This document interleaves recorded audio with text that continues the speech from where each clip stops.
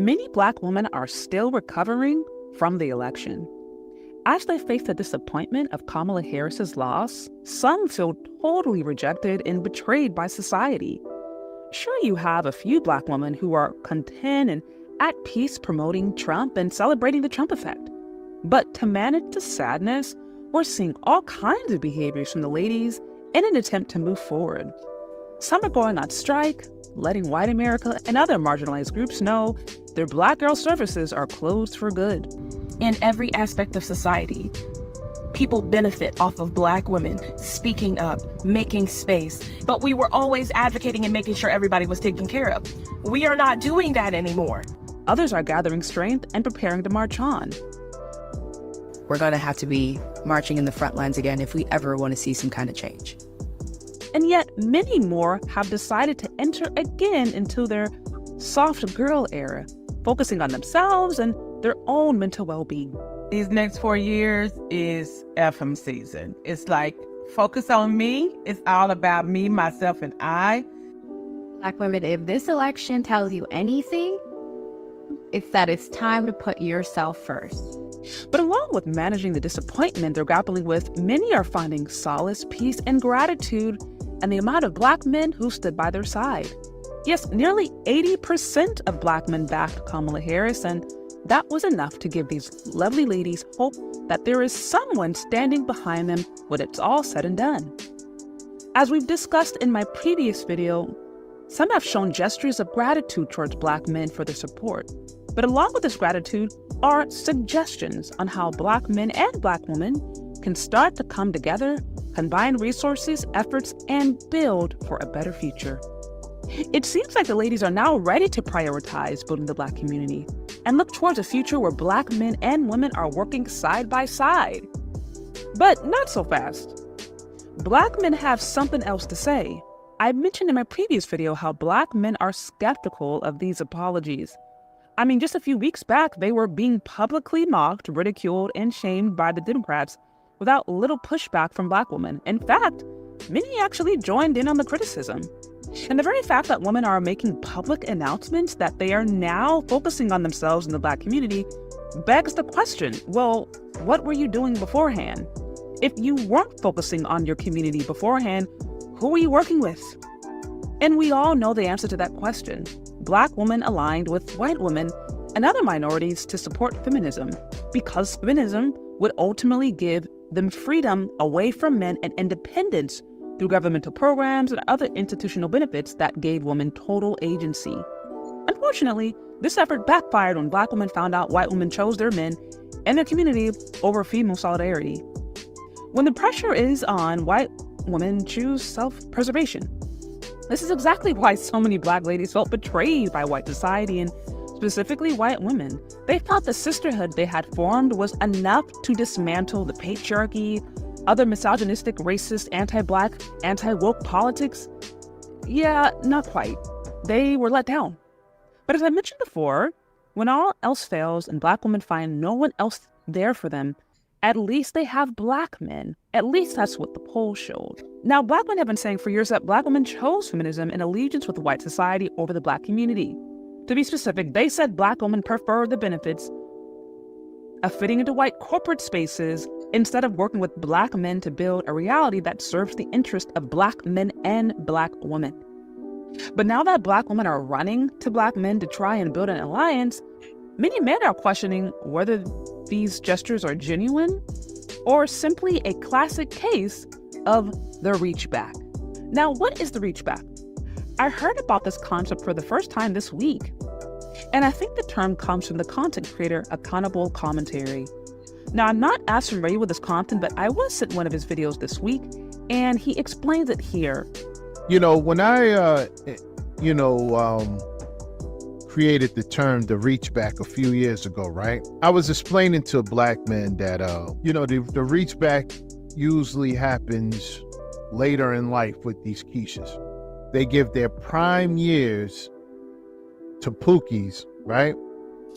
And then after they, have Pookie children, they decide that they want to get productive, clean Black men right? And the problem is that sometimes, they're successful at it. Let me tell you why the reach back happens. It's because usually they need help. The reason why they want, want you after all these years, they'll call you at 35, 40. It's because they need help. They're poor. As some of y'all explained in my comment section, you think it's fake because you don't think it's motivated by love, respect, or even a deep sense of concern for Black progress. You say that these ladies are turning to men now because they feel scared and betrayed by society. Now that they feel that the government let them down. With talks of a toughening economy and warnings from Elon Musk that there is likely to be a temporary hardship for most of the economy, are ladies prepared to weather the revolutionary changes and work hard to build the Black community alongside the men, or are they simply reaching back to Black men because they need some help? These are all great questions, but to be honest, the great thing about this entire conversation is that we finally have a chance to see the reality of what's going on. Women thriving and living all by themselves, independent of men, is a paper-thin illusion that rips as soon as society changes or the system falls apart. God never intended that men and women would operate and live separately apart. We are a gift to one another when we are actually operating according to our design. We are meant to build together, live together, love one another, raise communities, flourish, be fruitful, and multiply. That was always his intention for us. This nation is in for some massive changes, and I do not think it's time to weather this alone, especially as a woman. Truthfully, it's about time to make peace with the men in your life or family if you can. It may take time to rebuild trust, as well as a legitimate willingness to demonstrate through action you are committed to doing something different. But it's important to consider, especially as a woman. I also strongly consider plugging yourself into an actual godly church with spiritual leaders who have a real spiritual authority. Not these fake pastors who lie to you on the pulpit, have trans lovers on the side, and cheat on their wife. No, actual pastors who have demonstrated spiritual authority by the way they live their life, the challenges they have overcome, their honesty, humility, and the way they have been able to lead their congregation into wholeness and prosperity.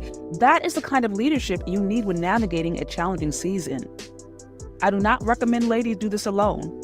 I strongly recommend getting under a true spiritual covering, making peace with healthy men in your family, and rekindling your connection with the Most High. When the nation is under pressure, people revert back to their natural instincts. Men are made to war and can in general survive with minimal comforts. They know how to navigate in the wild, but women naturally seek for comfort and protection, and that's something men generally provide. As we see the government show its true intentions, you're reminded all you really ever had on your side was your God and the woman and men in your community. He has blessed you with to navigate this life. This is not the time to play around and try to do life by yourself or think that a little corporate job is going to keep you safe. That is not guaranteed. Plug in. You're not going to be able to navigate what's booming alone. But with God's help you can. But that means resetting and acknowledging Him and His ways, not doing things the way you've used to up to this point, because we all see where that leads. But what do you think? Do you agree? Do you disagree? Let me know. Leave your questions, comments, concerns in the comment section below. Thank you so much for listening if you've gotten this far, and we'll talk later. Bye. I'm really excited to announce my new kids book, Aisha Learns to Love Her Hair. All right. We have just a little more I want to share just to set the stage for the conversation. For those who are here, like, share, subscribe, and we'll get into it in just a little bit. Hey, Black man, hey. Hey, Black man, hey. Black man. Black man. Sends this to a Black man who needs to hear this. Okay. Black man. So I was sitting here and I was thinking, the most beautiful thing about you, we can't even see. Even if you were naked, we still cannot see it. And I want you to remember that. as always, my black man, I love you, I appreciate you, and I hope you have an amazing, what's it, Friday? Weekend. I got a confession. So, my last video, speaking on the love of black men that I have, I didn't know it was gonna go like that. I didn't know it was gonna reach you all in that way. And I just want to follow up by saying, baby, I love y'all bad. I love y'all real bad. I don't even think that's a word. I love y'all tough, real tough. Baby, know that you're loved on this side. This isn't just another wallet ad. This is the wallet I carry every day. Okay, don't hit that skip button. Let me just explain. Hey, so I just want to give a little quick shout out to my black men. First and foremost, y'all so fine. Y'all so blessed. Y'all so strong. Y'all some strong men. And I love y'all for that. I know it's hard out here. The motherfuckers be pissing y'all off. Baby mamas, kids, family, brothers, sisters, auntie, all of them. But stay strong and keep doing your best. As long as you're doing your best, that's all that's needed.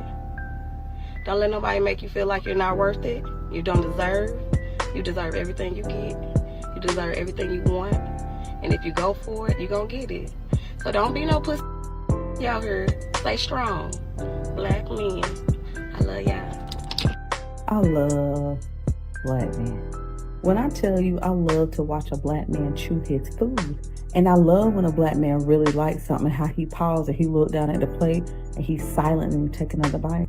I love when a black man get off work or he get out the gym and you can smell him, like you can smell the God in him. You can see the glistening in him and you can see the twinkle in his eyes. Like I love to watch a black man sit in the sun and the rays of the sun highlight the golden twinkle of his melon. I love the way a black man will do that little leg shake when he pull his sweatpants up or he pull his pants up or he put the shoes on, but he know he looking good. I love to see a black man literally think about something, he go like this.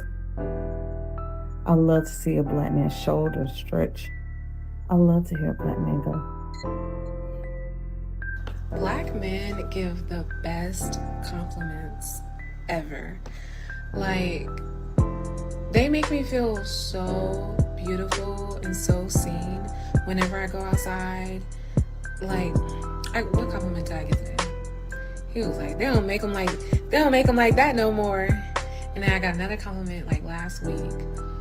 He said I look like a queen. It was like an ancient Egyptian queen. He was like, are you from Egypt? And I was like, don't. Stop. Oh my gosh. But yeah, on my live too, I just get the most amazing compliments. But yeah, like black men just make me feel so seen in public and online, and I just wanted to talk about that because I don't think it's talked about enough. I think it's taken for granted. Yeah, catcalling is not good, but I'm not gonna lie, like it makes me feel good when all of these black men are just so kind to me and so nice to me when I'm out and about, you know, walking around the city and stuff like that. It's just so nice. Good morning. I just want to let you know I love black men. I love that black men are dedicated, that they are providers, that they love, and they are strong men. Black men go through so many trials and tribulations on a daily basis, and I'm just appreciative for a black man. I love the way a black man's skin glistens in the sun. I love how I can relate to him and he can understand me. I love how a black man gets up every day and figure it out without putting the blame on someone else. Black men is not appreciated enough. They're not, but I'm here to tell y'all I love y'all. I love how hard you come for your families. I love how your soul is just genuinely all love. I love black men. I love everything about you guys. Y'all deserve the fucking world. No matter what this world put in front of us, we gonna get through this. I love black men. And I really hate when y'all come up here and y'all be down bad for white men. I don't ever slow up, no I don't take shit. I got no love for the fakeness. If you wanna play, And it's like, granted, bitch, I can't control you. I can't control that. But when y'all be up here posting, crying, and I'm gonna make him love me, dumb shit. That shit make my ass itch, bro. I'm like, I don't know what the fuck is going on. Like, colors only, colors only. I'm sorry, colors only, colors only. You know what I mean? What colors only? Hey y'all, I walked past this man on the way to the train when I was coming back from work, where I was leaving work, and I didn't think he could hear me. But this man was fine, y'all. Ooh, this brother was big. So I'm walking and like I just said it, you know, I thought the words had stayed in my brain and they didn't. I said, ooh, he fine. But he heard me. And when I tell you he flashed all 32 pearly whites, okay, Chip Skylark would have been proud. But ooh, he heard me and he turned around and he said, thank you. And just the way that I promise you, almost died. My knees got real weak because that man was gorgeous. Oh, damn near took me the hell out. Baby, do I love me some black men. I don't care what it is or what listen. Black men are superior. That's it, that's all. That story. That's what it is. I was the whole 6 hours giggly as fuck. Like, you're welcome. Nothing on this planet makes me more upset than when people say you need a white man. Or when people say, well, I can see you with a white man, girl. Because I'm sweet and soft and very, like, feminine, people say that I need a white man. No, blacker than blacker than blacker than blacker than blacker than blacker than black, black, black. And a Jamaican one at that, no. I think it's because it's this stigma, or I don't know what it's called, that only white men knows how to handle black female. Or when you're real soft and girly, black men don't like, I don't know what it is, but no, I need y'all to say, oh girl, I can see you with a tall, black, handsome chocolate man. That's what I like to hear. Please stop. No, there's black men who are nice and calm and sweet and gentle. I mean, I think I get what y'all trying to say, that I need a nice, soft and gentle man to match me. I get that, but I think that black men are definitely capable of being soft and sweet as well, not just white men. Like, come on, get it together, please. So don't be surprised if you see me get irritated when you say that foolishness.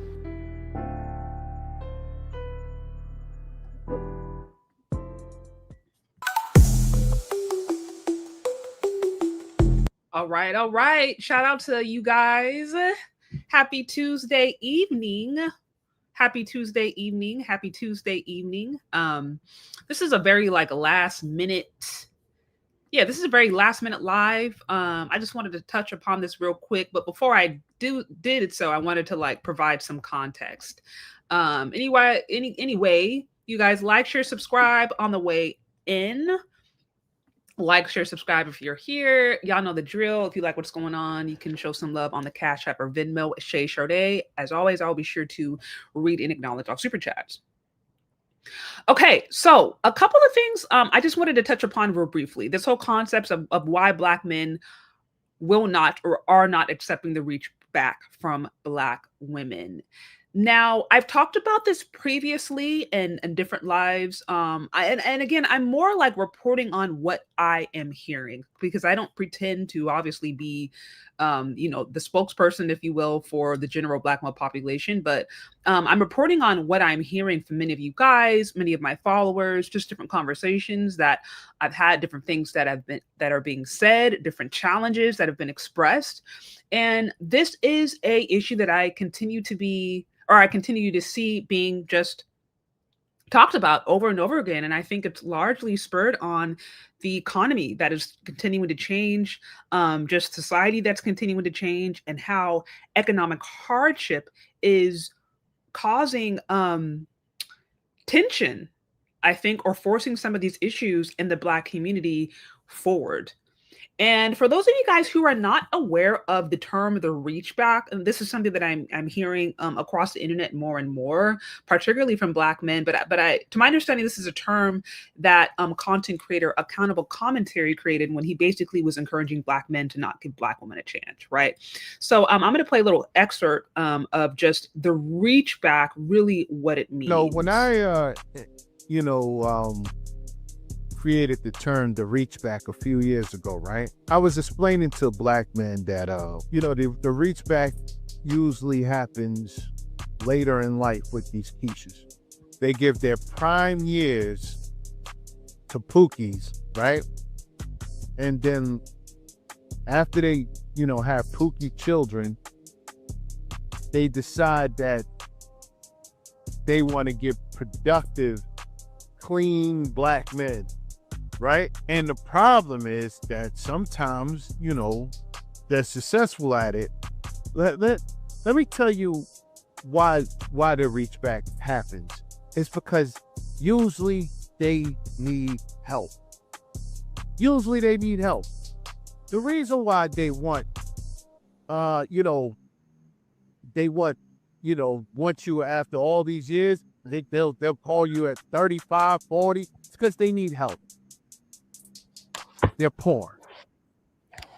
Okay, so again, I think he perfectly described the term the reachback. This is something to my understanding that he created. But, I ran across this term from many of y'all. I started hearing you guys say things just like this in the comment section, no reachbacks. I continue to hear that with different videos that I was posting. And I heard this concept being talked about even before, this year where we saw so much change, even just the last few months. And so, this term and these ideas are really concepts that I heard coming from the Black male spaces, but it's basically this idea of Black women reaching back to Black men, essentially, or, trying to look back to Black men that they previously ignored, disrespected, or just openly had disdain for.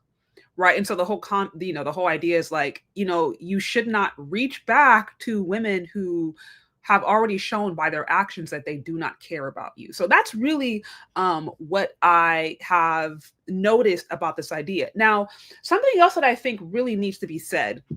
You're having, along with this, you're having more I Love You Black Men videos. I played some of that for you guys just to give you ideas.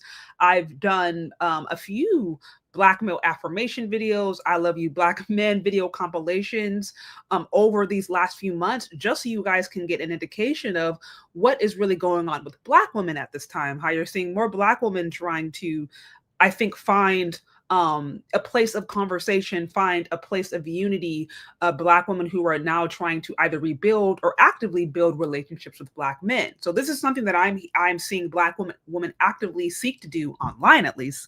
At the same time, you're seeing Black men saying, we're not necessarily interested. And I wanted to talk a little bit about why I think this is going on. Again, a quick recap. The primary reason I see Black men who are distrusting of Black women just in general, or who are just hesitant to trust Black women today who are singing Black men's praises, is because the last few decades of anti-Black misandry that has been unaddressed, not only in just mainstream society, but particularly in the Black community. The ways in which there have been Black women in key positions of power who have actively supported misandrist point of views, who have promoted, feminism, toxic feminism, who have promoted really negative ideas about the Black community, specifically about Black men, and have been praised.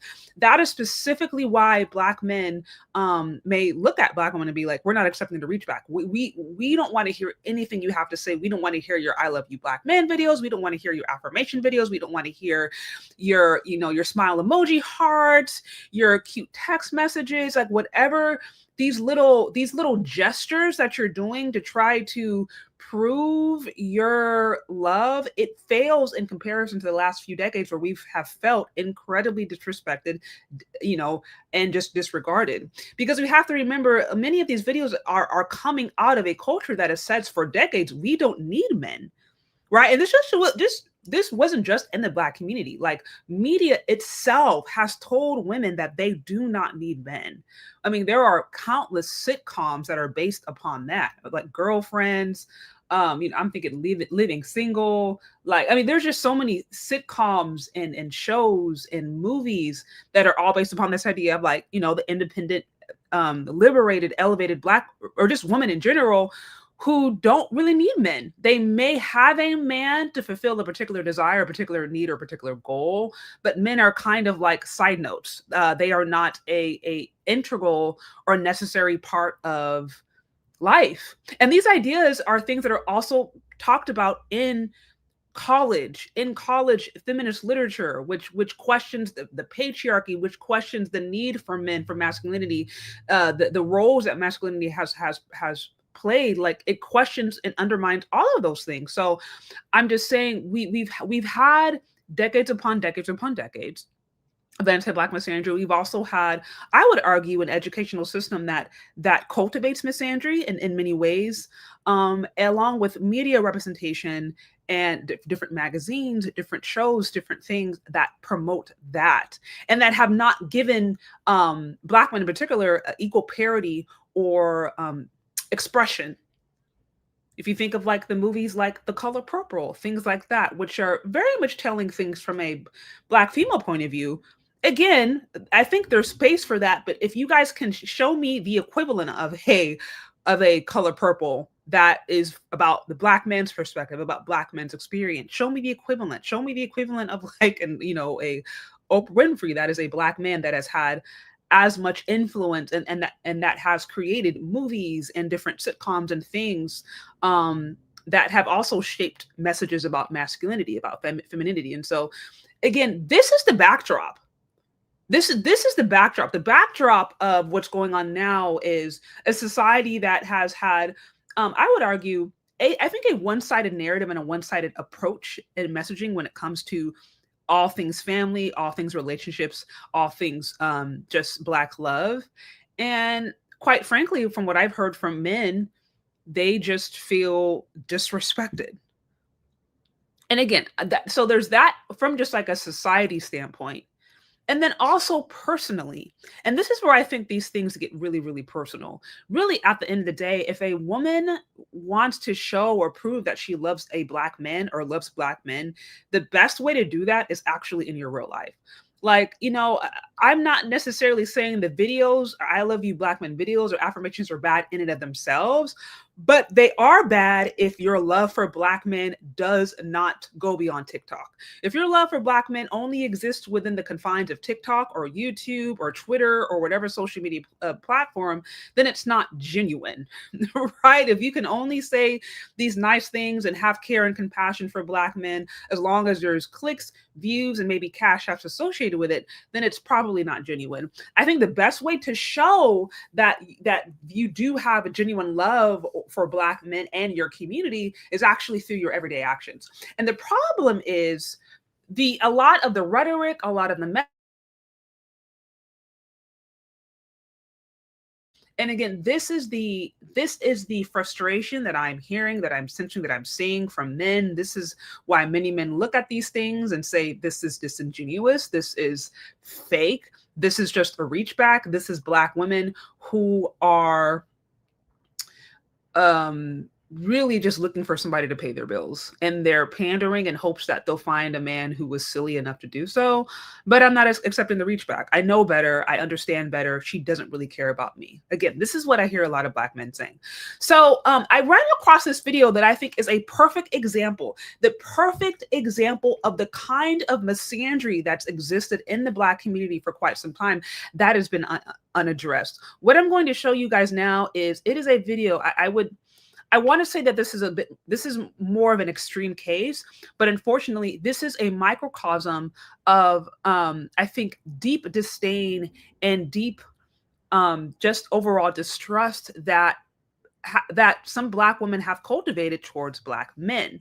And the reason I think this video is important is because what I'm going to show you is an accumulation of the ideas, of the sentiments, of the beliefs about Black men that have been proliferated over media for decades now. Even if you think of like Fences, right? A movie like Fences, like with Denzel Washington, Training Day. Like if you guys think of the ideas or the representations of masculinity in media, they're not really positive, right? So this video I'm going to show you, it is a conversation that is taking place between KK Keishas. I'm going to call them KK Keishas because that's they are. These are basically Black women who dislike Black men so much that they decide to try to collaborate with the Klan on how to deal with them. This is a conversation that took place in Clubhouse. This happened about a year ago. But I want you guys to hear the conversation, the disdain, the disgust that these Black women have. And I want you guys, again, you're listening, to understand why when these kinds of things can happen across the internet in different places and spaces, when you can have examples, for example, of like Meg Thee Stallion, who can have videos where they're dancing on the graves of Black men, and we want to sit here and say that it's art. When you can have those kinds of different things, you can have examples of like Kevin Samuels, he passes away, and then we're celebrating this man's death. You can have people like Eric Garner, and then you have Black feminists who come up and say, I'm not marching for Eric Garner. Like when you have you have this history documented, you don't get to just come back with the I love you Black men video and then think that it's all going to be cool. Like these things need to be addressed. So right now I'm going to play you a video that I ran across of KK Keishas who are having a conversation with the Klan on how to deal with Black men. Okay. This conversation should be to like progress, right? Unless you're ladies that you don't want to fucking deal with men at all, then we should talk about We don't that. want to deal with Black men at all. I love Okay, all men and not Black men, just not okay. Black men. Well, is there any women here who don't want to deal with men, period, or is it just Black men, or is it a mixture? It's just Black men, and we actually want non-Black men's help in this corrections that you speak of. So what are the corrections that you're looking for specifically? Force, because that's the only thing that's gonna work. But I mean, what are you looking for Black men to arrive at? A place of understanding of like what do you want to see change? We believe that there is no hope for them. That we don't believe in changing their minds. We don't. But I'm trying not to say what I really want to say because you're on stage. But if they could not exist, hey, we wouldn't be mad at. I think for me, I think I want the coddling culture to kind of stop. I think they get validated a little bit too much and they're not held accountable as much as white men, Hispanic men, Asian men. Like the legal system works in their benefit a little bit more than they think it does. They're seen as the ultimate, like most oppressed. And I think that coddling culture needs to stop and they need to be held accountable for their actions. Because we live in white male patriarchy, white men set what's socially acceptable. So with you all setting what's socially acceptable, the degenerate behavior of Black male culture needs to be checked, and there needs to be more, because we're no longer looking for accountability from them because they've proven that they will not take accountability. We need the men who set the culture to make them take accountability by exacting some sort of consequence for perpetrating behaviors that are not socially acceptable, because you all create the socially acceptable behavior.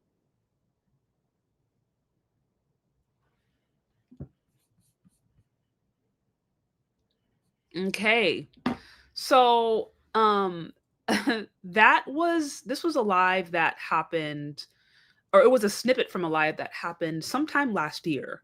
I wanted to play that for you guys real briefly. I see some of you guys in the comment section saying, wow, what, this is crazy, etc., etc. That is unfortunately as disturbing as that is, it's not surprising. I did a live maybe about 2, 3 years ago called Divestor Demonology. And the reason I called it Divestor Demonology is because I looked at how evil and grotesque these ideas were that were coming out of the divestor space. And I had to come to the conclusion that the only one responsible for that was the devil. Because I'm like, it was so evil and so deplorable that you'd have to be like demonically inspired or, evil at best in order to promote these kinds of ideas. And one of the things that we saw in that live where I provide countless receipts was Black women who were openly promoting their own like genocide, who were openly promoting their own self-destruction. They were going out of their way to not only just insult Black men, but to openly call for their deletion. They were celebrating and laughing at videos where Black men were being unalived. I remember at that time there was a content creator called Divested Zealot who had a picture of a Black man being hung, who was very much leading in that space. She that was literally her the image at the time of her YouTube. And so I found that space to be very disturbing. It wasn't just like the normal complaints about like Dusties or whatever. No, these people were calling for like unaliving. These people were calling for violence. They were calling for things that were very, very, very hateful. And so I broke this down exclusively in my live. Again, you guys can check it out. Actually, maybe just for you, just for an example's sake, if you guys want to go back and check it out when you're done with this live, and you can look at the examples that I covered, you will see that there's been a long, unfortunately, history. Or there's been, a long, a long documented history of this kind of behavior. So if you guys see here, I'm actually going to show you real quick, just so you guys can go, you can check it out. It was, I actually think I restreamed it. All right. Yeah, I think I re-premiered it a few months ago, but it was called Divestor Demonology Exposed. In there, I just provide receipts. And you'll see exactly what I'm talking about. Now, why is that important? The reason that's important is because, you don't get to go say those things, right? You don't get to go, say those examples of how you basically hate Black men and beyond hatred to the point to where you are now doing lives and having conversations with the Klan. Like, you're so disconnected from your own sense of reality and your own Blackness and your own Black consciousness that you think that collaborating with people who hate you is going to go well for you. But I'm saying, like, when there's been a documented history of women actively hating men in the community, actively disparaging them, laughing at them, insulting them, disrespecting them with little to no pushback, right? It's one thing if women go out here and say these crazy things, and then you see Black women raising hell, because Black women know how to raise hell. Black women absolutely know how to raise hell. Y'all know how much Black women raised hell when Kevin Samuels was popping up. They were very vocal, they were very loud. And y'all remember how they were acting when he died, when he was unalived. Right? Black women know how to make their voice known. So the issue is that these things can happen in these spaces, and there's not like World War III in Black America. You know what I mean? Like, Black women they're not being loud and vocal like Black women can do. And so because of that, it's very, very, very hard for Black men to see those kinds of examples and then take this kind of stuff serious. I love y'all bad. I love y'all real bad. I love y'all tough. Baby, know that you're loved. Right? It's like you don't get to have decades upon decades upon decades of misandry and disrespect towards Black men, and then all of a sudden you just Baby, get to. I love y'all bad. I love y'all real bad. I love y'all tough. Baby, know that you're loved. And so that's exactly what I think. That's where I think the disconnect is coming from between Black men and Black women. You have Black women that think these cute compilation videos is going to make up for decades upon decades upon decades of disrespect and misandry. And here's the thing about it. I understand that to a certain extent, older generations have cultivated a toxic environment that now, many of these young Gen Zers are coming into. So you have some young Black women they're just trying to figure out themselves. They're just trying to find, where they land. They're just trying to figure out their life. And so they don't really know what the heck is going on. But nevertheless, because their ancestors, their parents, grandparents, are largely responsible for cultivating this toxic community, they're now at the, they're on the receiving end of it. These are some of these young girlies are complaining that men aren't giving them attention, men aren't giving them any time of day. Why don't black men like me? These different things. And you have even younger generations young black women who are being impacted by the fact that there's been decades upon decades upon decades of unaddressed misandry. And so, when we talk about why, more and more black men are not accepting the reach back, it's because it doesn't seem genuine. It does not seem genuine. I played for you one example. It's rather extreme, and yet it's at the same time, it's really not. At the same time, that is one of many examples of ways in which black women have openly disrespected black men in different forums.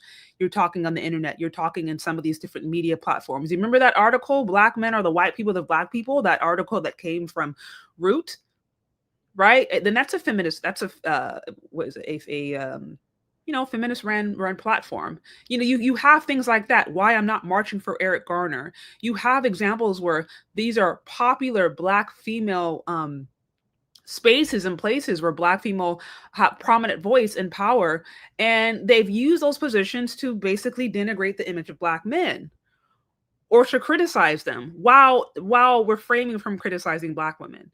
Right. So like I said, we don't get to do those things. We don't get to have those kinds of messages. We don't get to just promote those things without pushback, without much pushback from the black female population.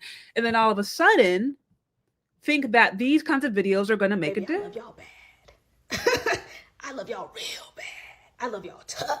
Baby, know that you're loved. And so the thing about it, I'm playing her video. I'm not saying that she herself is necessarily doing anything bad, but I am saying that there's a reason that men are seeing that kind of different stuff, and it's not really landing. I mean, for some of them it will, but for some of them it will. But it's becoming less and less. It's becoming less and less. I think just believable. So let me see real quick if there are some more examples. First of all, I also want to acknowledge some of the super chats. Shout out to you guys for showing some love.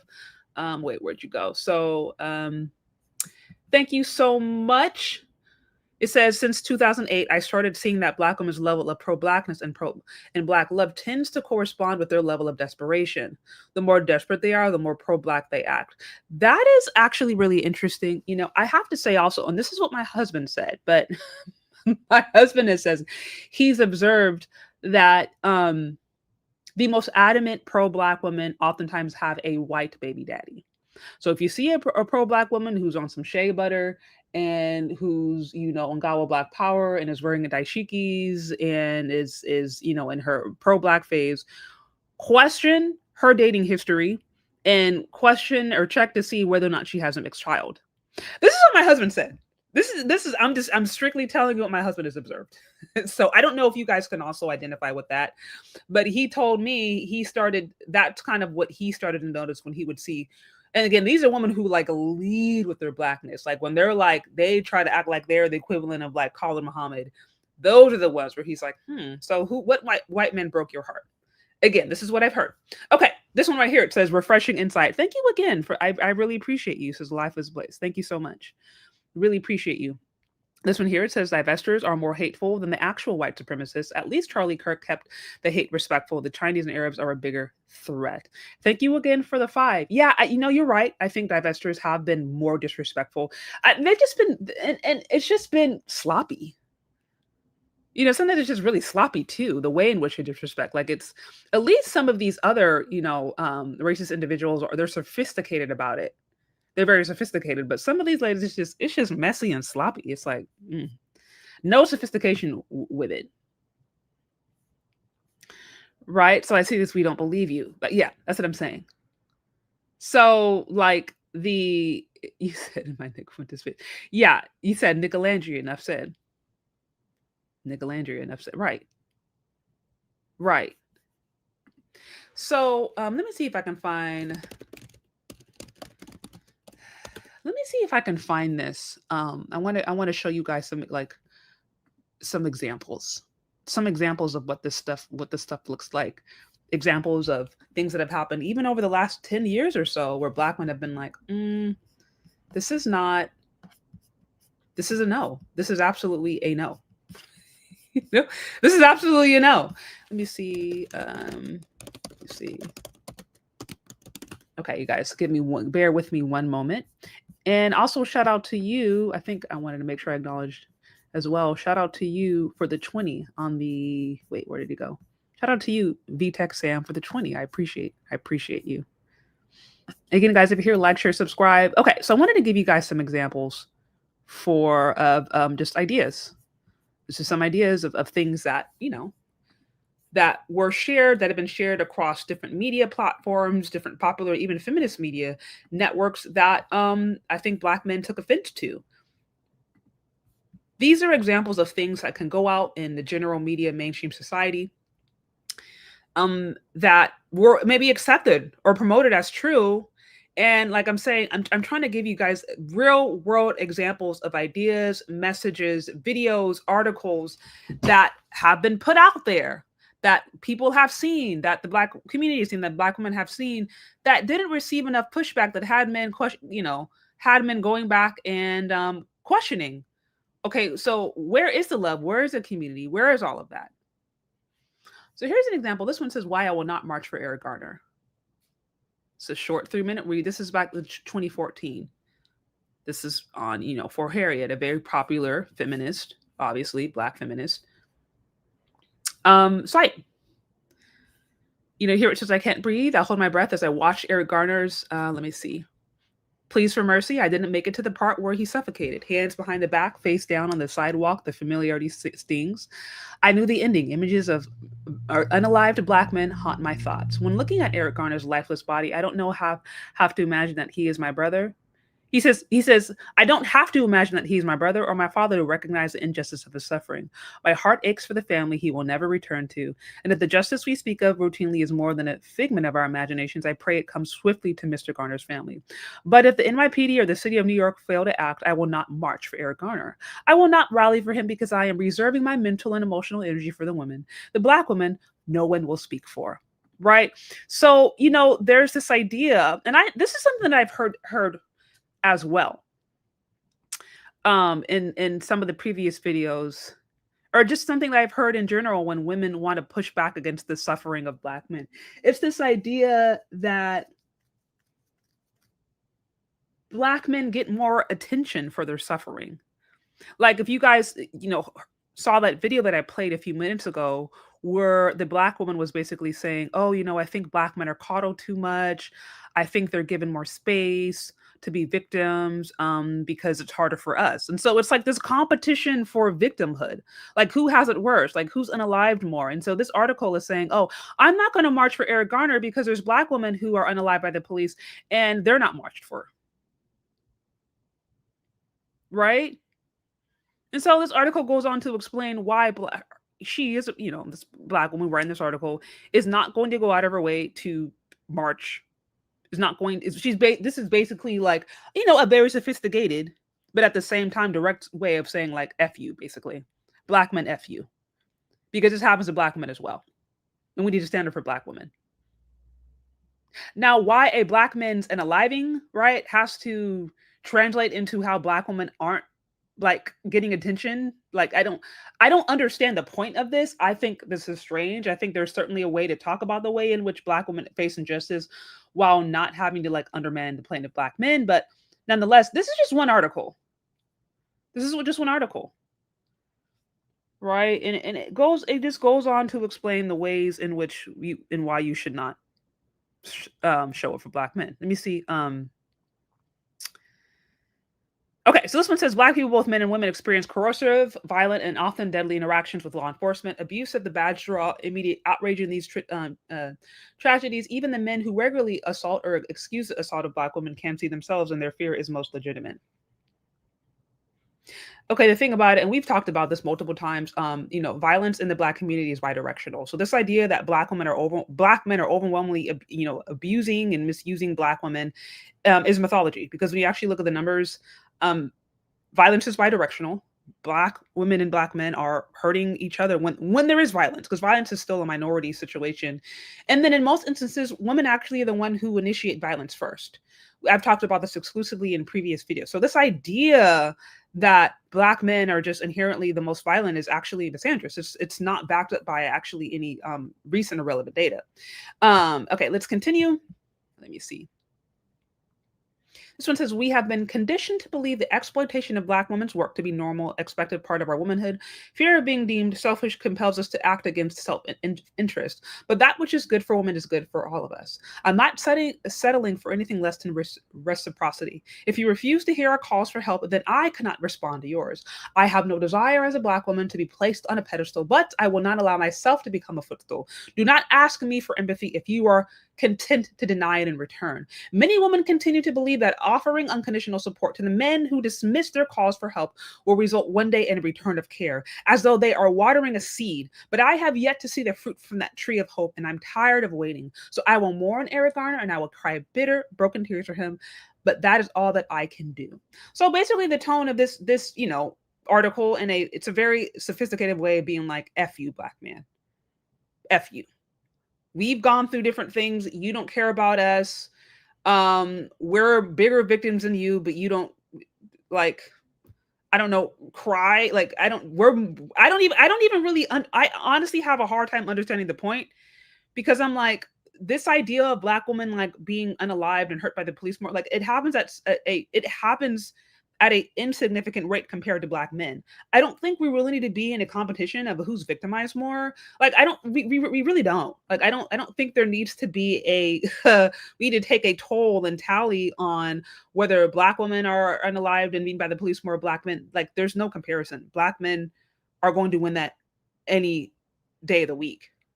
And it shouldn't be a competition of victim Olympics. And even this, to me, idea of like putting genders against each other, putting the Black men experience and the Black woman experience against each other as a competition of who has more, who's going to get more limelight in the news. Like, to me, that's very strange. But again, that's just my opinion. But here's one example of a very sophisticated way of saying, Black men, F you. Me as a Black woman, and many Black women are basically tired, and we're not going to support you. We're not going to do these things because we don't feel like we've been supported, whatever. Right? Using intersectionality, using these different feminist frameworks and ideas that come out of college that really are really that they are theoretical, but they're actually not practical when you actually look at the numbers. For example, this article, it mentions DV. It mentions DV with the assumption that Black men are overwhelmingly more violent towards Black women, which is actually not the case when you look at the numbers. I mentioned before, the violence in the Black community is bidirectional, and it just so happens that women of all races in white America, Black America, and the Latino household families, women actually initiate violence towards men more. That's what we saw when we looked at those numbers. I break this down in previous videos. But again, so many of these ideas that I would argue in these articles are based upon assumptions that are theoretical, but they're not practical. But the tone of this is F you, Black man. F you, Black man. So again, you don't get to have these kinds of examples that go out without a lot of pushback and then think that you can say Baby, this. I love y'all bad. I love y'all real bad. I love y'all tough. Baby, know that you're loved. And then Black men are just going to come running with open arms. It doesn't really work like that. Like I said, there's been too many little examples, too many things that have happened, even just in the last 10 years, that have been really looking with a lot more scrutiny at Black women in their own community. Okay, so I'm going to show you another one that came out. Straight Black men are the white people of the Black people. This is it's from The Root. Now, this is from The Root, but this is definitely feminist leaning. Definitely feminist leaning. And to my understanding, I think it's ran primarily by Black women. If I'm wrong, you guys let me know in the comments if I'm mistaken about that. But I've always understood Root to be like, yes, a like Black female owned, led, ran news article media network. But with that said, you see this title, but straight black men are the white people of the black people. These are just a few examples of things that have gone out that are actually very disparaging to the black male experience, to just black men, period. And here's the thing, I am not saying that, black men as a collective have nothing wrong with them. They're perfect. And all we can do is sing their praises. Like, no, obviously there are issues in the black male community that need to be addressed. I don't think anybody with any two brain cells would question that. Just like there are issues within the black female population that need to be addressed. Like, obviously, just the challenge is that the narrative for a long time has been very one-sided. And I think we also exist in a community that is incredibly comfortable criticizing, and I would argue even bashing black men, but does not hold the same energy when it comes to women. Like, for example, the deadbeat daddy narrative. All these deadbeat dads creating all these broken homes, and it's all black men's fault, right? But we don't want to look at the women who choose them, because the reality is there is literally no scenario where there are two grown adults working together, and the man in the scenario is a total ogre. He's a total monster. He's horrible in all capacities. He's narcissistic. He's abusive. He hates his mom. He's doing all these horrible things. So he's a devil, and he's married to an angel. And the angel and the woman who's the angel can do no wrong. Like, there's no scenario in which there's a toxic dad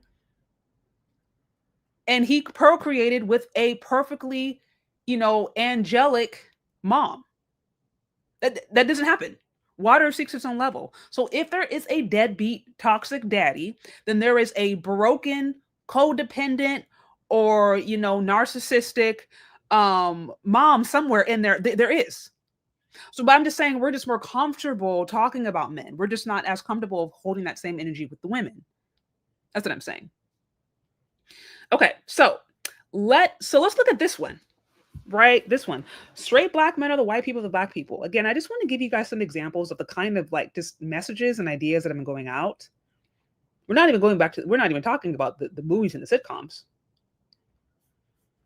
Yeah, you said two crazies always have babies. Yes, more water seeks its own level. Why would a woman be attracted to a dusty, deadbeat daddy? Like, why would you be attracted to that? If that's who that dude is, if the person you procreated, if he's dusty and deadbeat, fine. Why were you attracted to him? Like, why would that even be on your radar? Right? Like, there has to be some self-reflection here. Okay, so this article reads, it feels counterintuitive to suggest that straight black men as a whole possess any sort of privilege. It feels counterintuitive to suggest that straight black men as a whole possess any sort of privilege, particularly the type of privilege created for and protected by whiteness in America.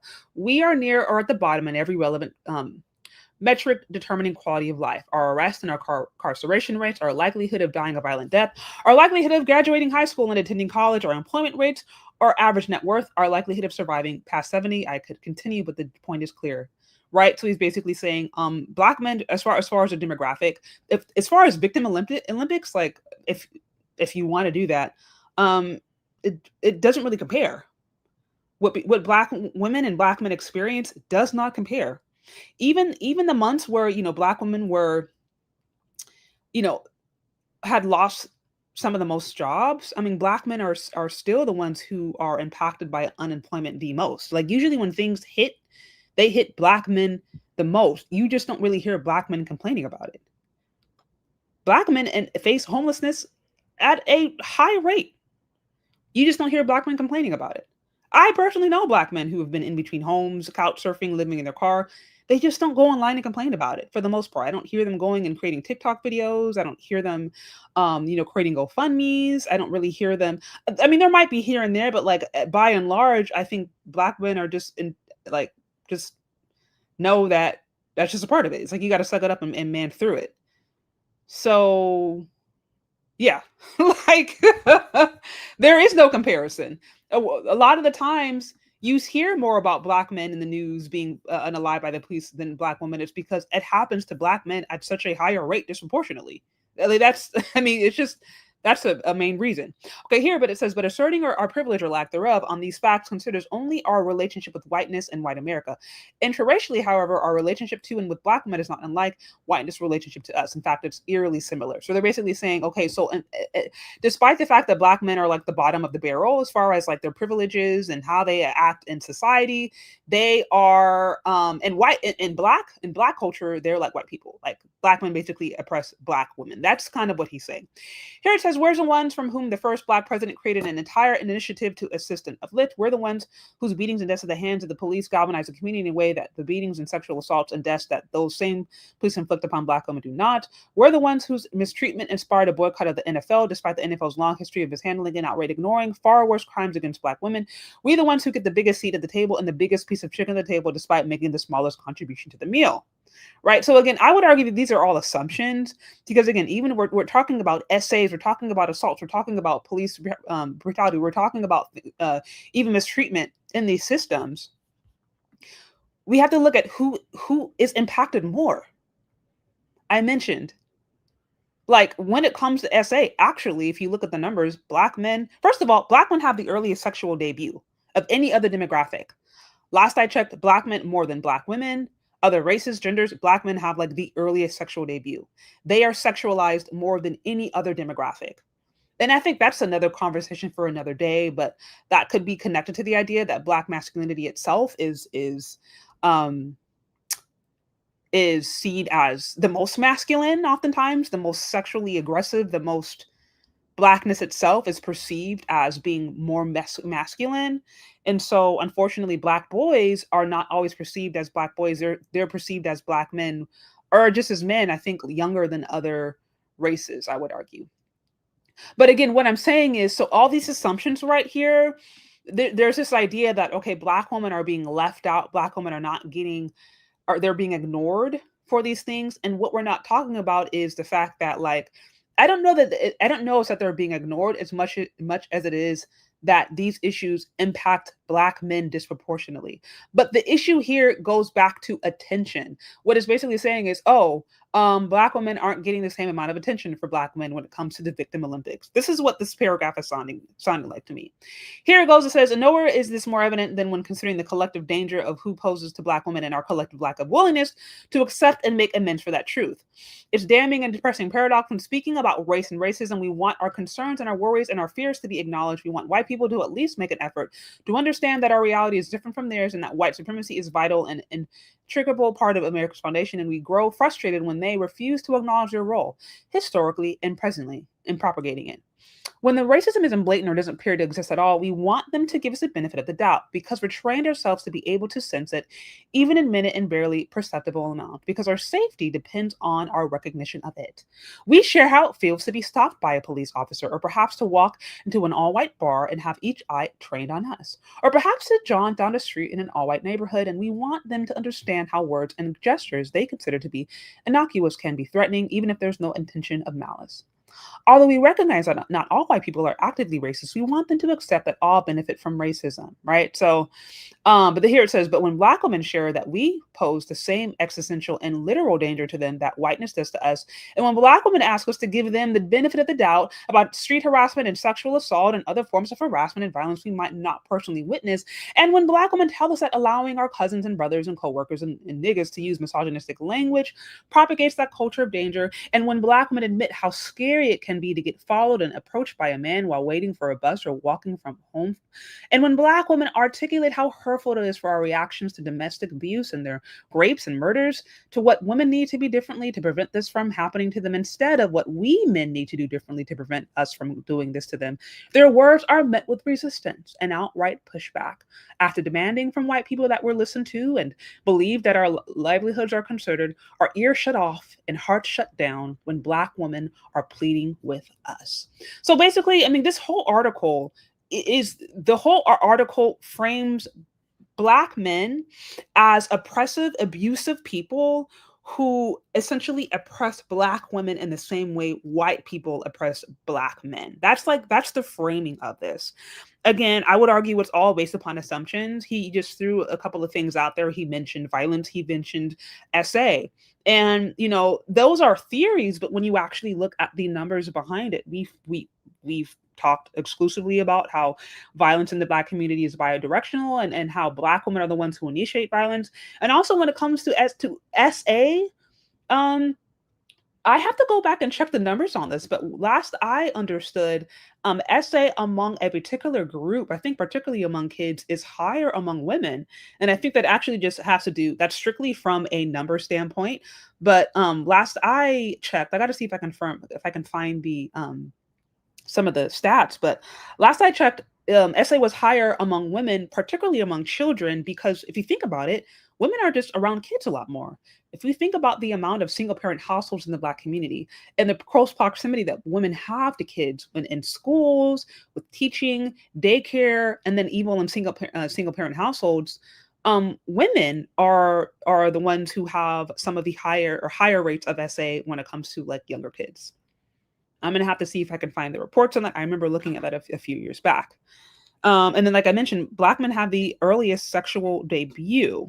And we're not even talking about what goes on in these prisons. So what I'm trying to say is, first of all, there doesn't need to be a competition between victim Olympics. There doesn't need to be a competition on who's abused more, who's hurt more. Like, I can acknowledge that there are women out there who have been hurt and abused and all those different things, and it's also happened to Black men, and there doesn't need to be a competition, right?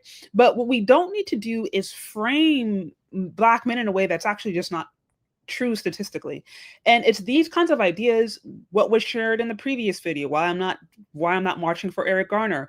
The challenge that I have with this particular article, it's all based upon this idea that Black men are like these Black men are these oppressive monsters who are trying to be like white male patriarchs. They're trying to frame that. And these are all theories, but when you actually look at what's happening and when you actually look at the numbers, that's just strictly not true. That's strictly not true. Black men are not out there just, abusing all of these women and just creating all of these broken homes in such a high proportionality. That's actually not That's not true. You know what I mean? And at the same time, we're not willing to acknowledge the fact that Black women can also be violent. They can also be aggressive. They can also engage in these things, and the numbers support that. So that's the problem with these kinds of ideas. They're theoretical, but they are not practical, and they create dissension, divide, and I would argue they continue to perpetuate really negative and toxic ideas about Black masculinity. But here's the cold part. You have examples like this that have been going on for years, right? Black men are the white people of the Black people. So basically, Black men are these oppressive monsters that oppress Black women like white people oppress Black people. So again, if you're reading this as a woman and you don't really know much of your history, what is this going to do? This is going to make you mad at Black men. This is going to make you distrust Black men. This is going to make you think that Black men are horrible and that they suck. Right? If you hear articles like, I am not marching for Eric Garner, what is that going to do? That's going to have you questioning Black men's pain. That's going to have you focusing on the ways in which Black women aren't. It's all that's doing is stirring up dissension between Black men and Black women, all based upon this idea and these lies that Black women are more oppressed than Black men. It's victim Olympics. But what I'm trying to say is you don't get to have these kinds of ideas, these kinds of articles, these kinds of think pieces, these kinds of discussions going out for years. Okay. And then just think you can come in 2025 when the economy gets really hard. And now these same media networks and these same institutions that depended upon your misandry are firing you because they're cutting DEI, they're removing governmental support. They're removing some of these different institutions. Your jobs are going away with AI. You don't get to do that and then just come back and say this. Y'all bad. I love y'all real bad. I love y'all tough. Baby, know that you're loved. It doesn't work like that. It doesn't. So I just gave you guys a few examples. There are countless examples. There are countless. There are more than what I can take. I mentioned to y'all before I did a live a while back. If you would like to see some more receipts, Divested Demonology, where I go over receipts of misandry online, that's deplorable. That is disgusting. That should be openly condemned. There is a ton of that. There's a ton of that. And of the recent video that I showed that I think gave a perfect representation of the kind of nastiness that's been going on for the internet for a while. I mean, you guys have to remember not too long ago, you had the likes of like Cynthia G, who was talking about aborting black male babies. You remember y'all that divestor space was taken off, and it was like every single day you had people like Paris Milan who were going on and, saying horrible things about black men, horrible things, calling them nakers, calling them all these disparaging, like basically using white supremacist terms to talk about black men. These women had hundreds of thousands of followers, hundreds of thousands of followers. They had tons of support. They had people in media and mainstream media mentioning them by name. By name. So, like, you can't just do that. You literally can't just do that and then think that you about to just come up here and say this. And I love like, y'all real bad. I love y'all tough. Baby, know that you're loved. and like it's about to be cool. You know what I mean? So for those of you guys who are just joining now, I will play with you guys again real quick. A video that I shared. It's about 2 minutes, but this is a video that was done last year. And it is a group of KK Keishas who are talking with the Klan. They are collaborating with the Klan and coming up with ideas to quote handle unquote black men. Okay, so I want to play that for you guys real quick, and then we can wrap this up. Again, guys, if you were here, like, share, subscribe. If you like what's going on here, show some support on the Cash App, Venmo, Shar Day. And let me play it for you. Perception, because like the goal of this conversation should be to like progress, right? Unless you're ladies that you don't want to fucking deal with men at all, then we should talk We about don't that. want to deal But with if black men at all. I okay, love Really all don't know well what men then I and say. not black men, just not okay. black men. Well, is there any women here who don't want to deal with men, period, or is it just black men, or is it a mixture? It's just black men, and we actually want non-black men's help in this corrections that you speak of. So what are the corrections that you're looking for specifically? Force, because that's the only thing that's gonna work. But I mean, what are you looking for black men to arrive at? A place of understanding of like what do you want to see Well, me We change? believe that there personally, is no hope for them. That we don't believe in changing their minds. We don't. But I'm trying not to say what I really want to say because you're on stage. But if they could not exist, hey, we wouldn't be mad at. I think for me, I think I want the coddling culture to kind of stop. I think they get validated a little bit too much and they're not held accountable as much as white men, Hispanic men, Asian men. Like the legal system works in their benefit a little bit more than they think it does. They're seen as the ultimate, like most oppressed. And I think that coddling culture needs to stop and they need to be held accountable for their actions. Because we Yeah. live in white male patriarchy, white men set what's socially acceptable.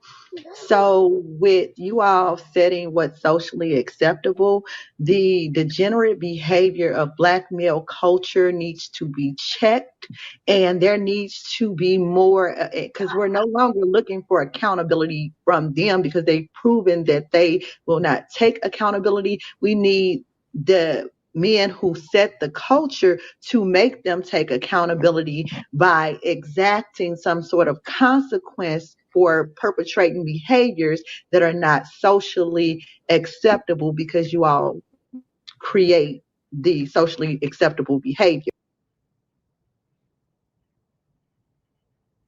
Right. So again, that was a quick 2 minute or so snippet of a larger conversation that happened between KK Keisha and the Klan. KK Keisha was collaborating with the Klan. So all I'm trying to say is you don't get to have these kinds of different conversations. Some of you guys are saying a loud minority, which yes, that's what I'm saying. Loud, loud, loud, loud. The problem becomes when these kinds of messages, when these kinds of ideas, and when these kinds of concepts can go out in the mainstream, can hit everybody, and there's not aggressive pushback. Because as I mentioned before, Black women know how to raise their voice.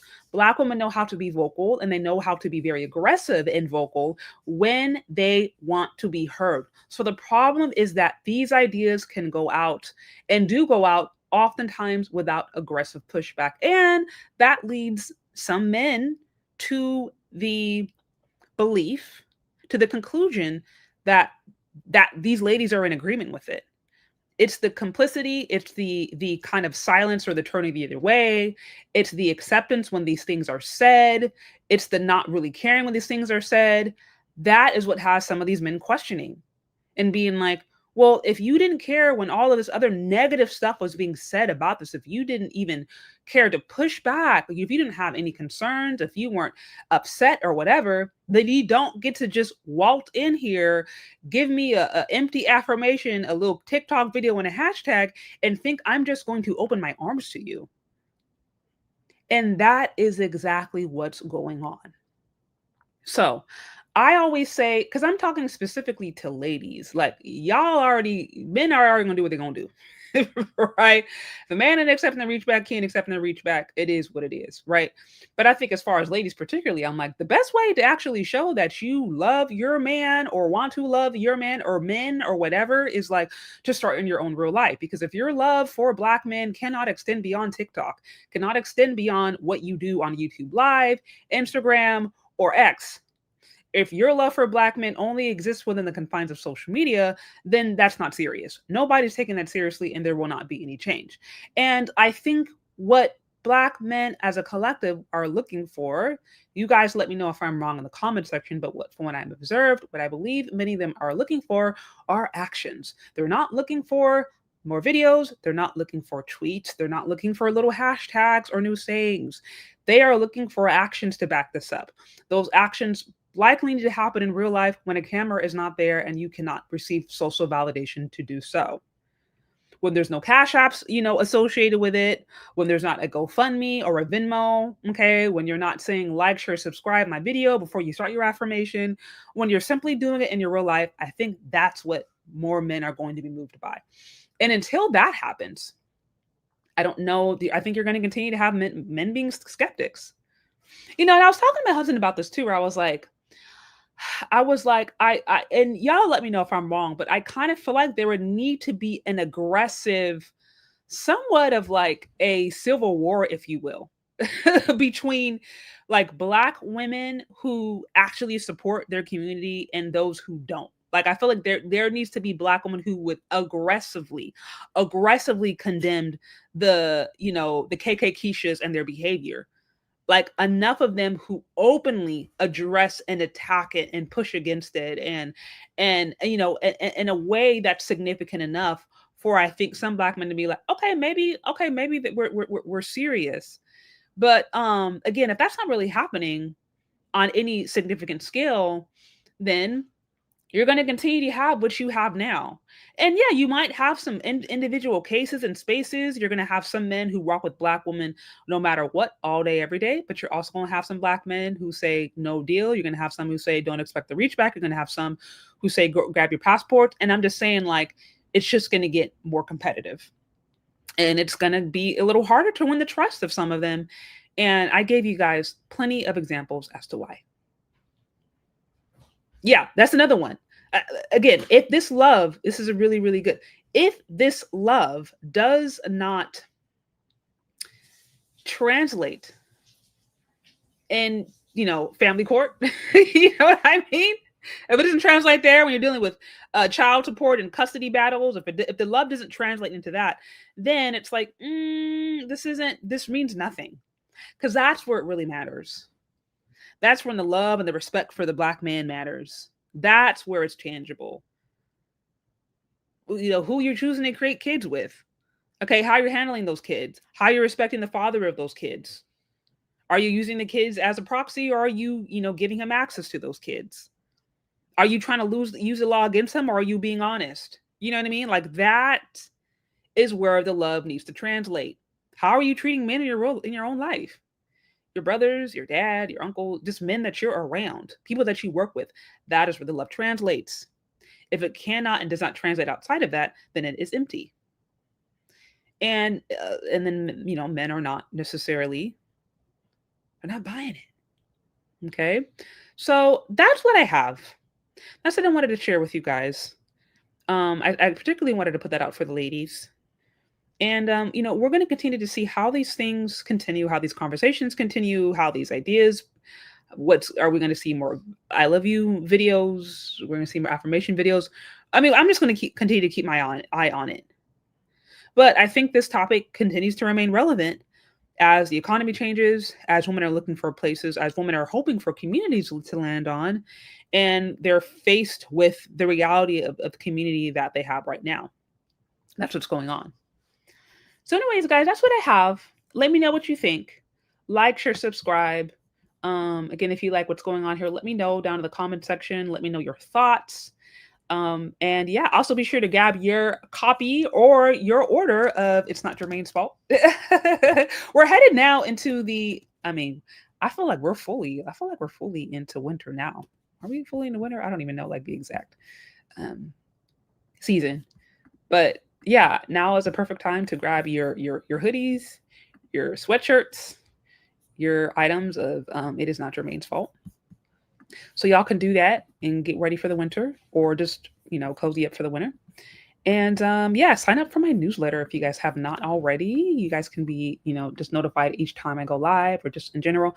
Yeah, you guys get your copy of It's Not Jermaine's Fault, or just grab some merch. I have some of this available if you want. I have, you know, hats, I have hoodies, all that kind of different stuff. So you can go check out my store. And yeah, let me know what you guys think down in the comment section. If I missed something, if there's something else I should have added. If you guys have other examples that you guys would like to share, please do so. You can email me, or you can also find me on Discord. And yes, it is actually getting cold here in DC. Yeah, so get your shirt. You can grab your hoodie. It's Not Jermaine's Fault. Let everybody know. And thank you guys for hanging out. I know this is super last minute. Yeah, it was very last minute, but I wanted to cover this off, and I'm sure we will have other similar conversations. Thank you for hanging out, you guys. Thank you for listening. Thank you guys, those of you guys who showed support and love on the Cash App or Venmo. Thank you guys to my members who are consistently just showing up for me. Shout out to you, President Jafar. I think that's how you say it. You said winter is definitely here. Well, they chose the bear. Yeah, you said yeah. Well, they chose. I didn't even know what that meant. I had no idea what that meant until somebody explained it to me. I was like, wow, that's kind of wild. That is kind of wild. Yeah, just say shout out to you. Yeah, you know, I have a background in marketing. That's what I did before I like went independent and just started doing my own thing. I used to market other companies, so you know, I'm always working on it. Always perfecting the craft. So be sure. Also, y'all check out this book is good, y'all. Like I know I write these are kids these concepts are, you know, they're told so that kids can understand it, but they're things that definitely adults can glean from. It's Not Jermaine's Fault. Shameless plug, right? You know, I got some feedback about this book from Dr. Tizon Johnson. It's really all about the experience Black boys have in the educational system, starting all the way back to like, K through 5. So I got some really good insight from a professional, obviously, and I think it's a really empowering book. So check that out if you haven't already. It's Not Jermaine's Fault, and that's kind of what also inspired some of the other merch, because like y'all already know what time it is. Anyways, y'all know the drill. Like, share, subscribe. Thank you again for hanging out with me. Thank you guys for being here, for listening to me. Let me know what you think down in the comment section.